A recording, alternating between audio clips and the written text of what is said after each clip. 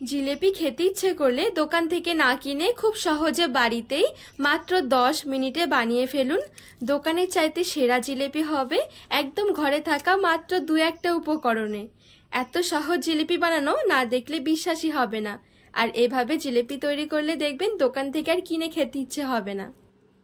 নমস্কার বন্ধুরা, নতুন একটা পর্ব দেখার জন্য আপনাদের সকলকে স্বাগত জানাই। আজকে মাত্র 10 মিনিটে ঘরে থাকা উপকরণে বানিয়ে দেখাবো মুচমুচে রসালো জিলেপি। যে কেউ দোকানের মতন পারফেক্ট জিলেপি বানিয়ে নিতে পারবেন একবার দেখাতেই।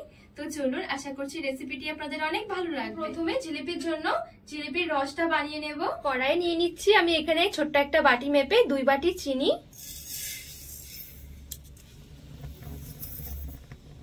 আর এই 2 বাটি চিনির জন্য 1.5 বাটি দিয়ে দিচ্ছি জল। খুব সুন্দর একটা ফ্লেভারের জন্য 4টে এলাচ ফাটিয়ে দিয়ে দিলাম। জিলিপির মধ্যে খুব সুন্দর একটা কালারের জন্য একটু রং দিয়ে দিলাম। রংটা কিন্তু একেবারে অপশনাল, না চাইলে না দিলেও হবে। এবারে নেড়ে ছেড়ে চিনির রসটা রেডি করে নেব।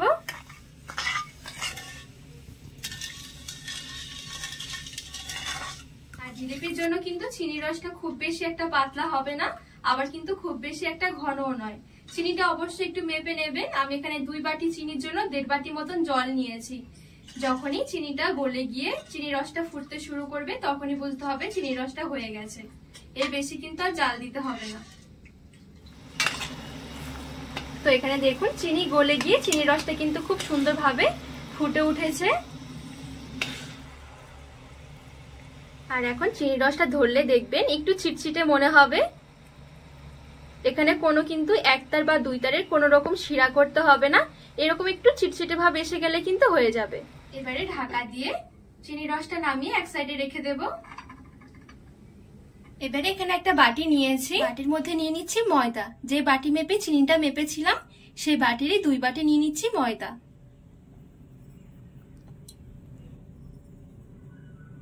আর এখানে দেখুন নিয়েছি একটা ইনো। এবারে এই ইনোর প্যাকেটটা ছিঁড়ে দিয়ে দেব।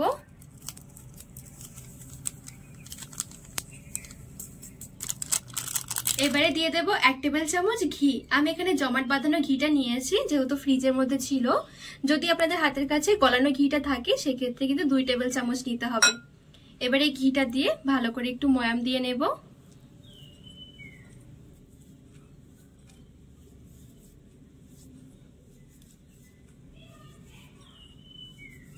আর এই ঘি দিয়ে ময়দাটা ময়াম দেওয়ার কারণে জিলিপিগুলো অনেক সুন্দর মুচমুচে হবে। তো এখানে খুব সুন্দরভাবে ময়দাটা আমি ময়াম দিয়ে নিয়েছি। আর দেখবেন ময়াম দেওয়া হয়ে গেলে না এরকম একটু চাপ দিলে জড়ো হয়ে যাবে। এভাবে করে একটু ময়াম দিয়ে নিতে হবে।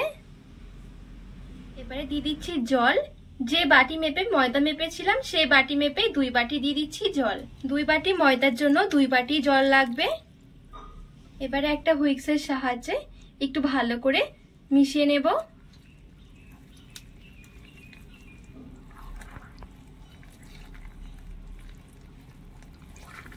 তো এই দেখুন জলটা দিয়ে আমি খুব ভালোভাবে মিশিয়ে নিয়েছি। এবারে হুইক্সটা দিয়ে ভালো করে একটু ফেটিয়ে নিতে হবে। আর এই পর্যায়ে একটু ভালো করে ফেটিয়ে নিতে হবে। আর এই ব্যাটার তৈরি করার জন্য অবশ্যই জলের মাপটা ঠিক রাখতে হবে। ভর্তি ভর্তি যদি 2 বাটি ময়দা নেওয়া হয় তাহলে ভর্তি ভর্তি 2 বাটি কিন্তু জল লাগবে। এর কিন্তু বেশিও লাগবে না, এর কমও লাগবে না। 1 থেকে 2 মিনিটের মতন খুব সুন্দরভাবে ব্যাটারটা আমি ফেটিয়ে নিয়েছি।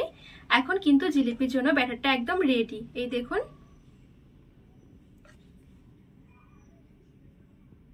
আর ব্যাটারটা দেখুন কতটা স্মুথ হয়ে গেছে।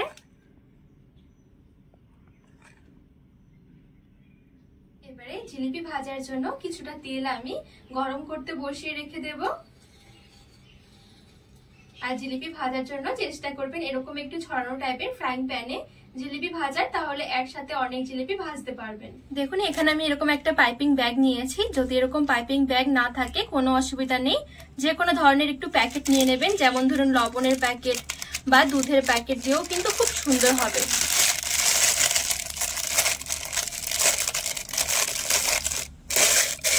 পাইপিং ব্যাগে কিছুটা মতন ব্যাটার আমি নিয়ে নিচ্ছি।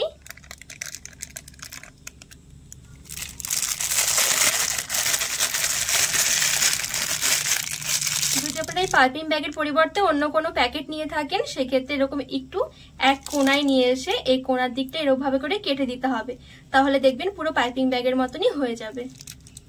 এবারে সামনের দিকটা একটু কেটে নিচ্ছি। এই দেখুন, জিলিপি ভাজার জন্য তেল হতে হবে মিডিয়াম গরম। মিডিয়াম গরম তেলে এভাবে করে জিলিপি ছেড়ে দেব। প্রথম একটু অসুবিধা হবে, দু একটা ভাজার পরে দেখবেন খুব সুন্দরভাবে জিলিপির শেপগুলো হয়ে যাবে।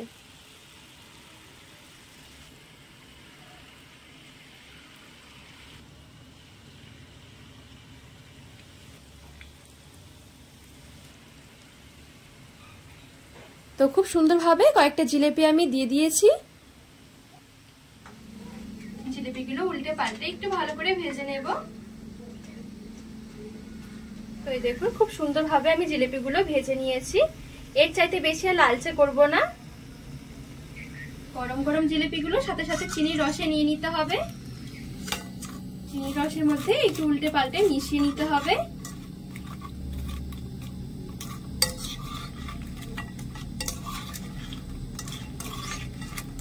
আর এই চিনির রসের মধ্যে একটু কিছুক্ষণের জন্য রেখে দেব, ততক্ষণে আরেক ব্যাচ জিলিপি ভেজে নেব।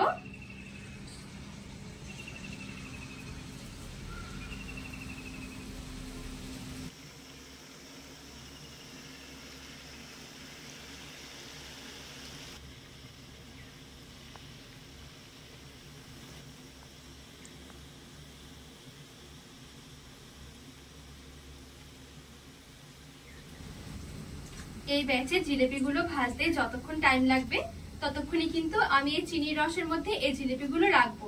এবারে উঠিয়ে নেব। আর এই অল্প কিছুক্ষণের মধ্যে কিন্তু খুব সুন্দরভাবে জিলিপির ভেতরে রস ঢুকে যাবে।